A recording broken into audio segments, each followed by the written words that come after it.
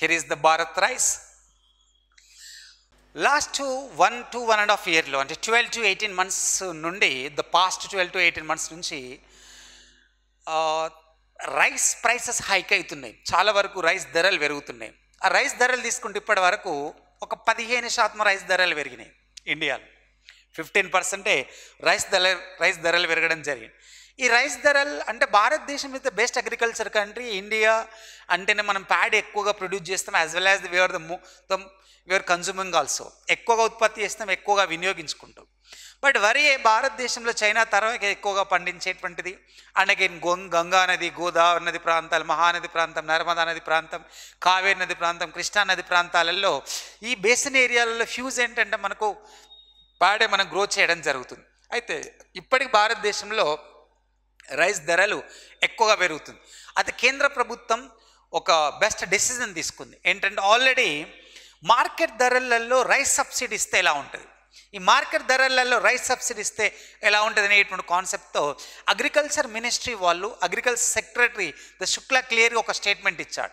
ఏ statement ఇవ్వడం జరుగుతుందంటే, so భారతదేశంలో సెంట్రల్ గవర్నమెంటే భారత్ రైస్ అని ఒక బ్రాండ్ క్రియేట్ చేస్తుంది. భారత్ రైస్ అనేటువంటి ఒక బ్రాండ్.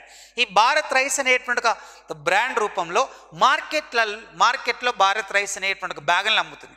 ఒక్కొక్క బ్యాగ్, ఈ బ్యాగ్ ఎంతకు అమ్ముతుందంటే ఈచ్ ఆఫ్ కేజీ, ఒక కేజీకి 29 రూపాయలు. 1 కేజీకి ఎంత?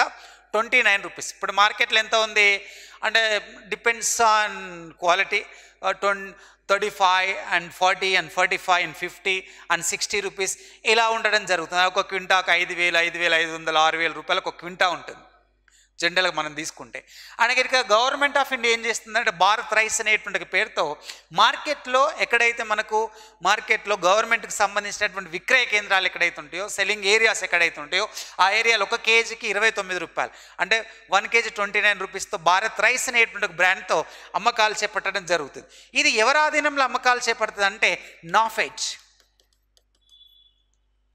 నాఫెడ్ ఆధీనంలో. దాంతోపాటు తీసుకుంటే మనకు the national cooperation consumer federation, national cooperative consumer federation,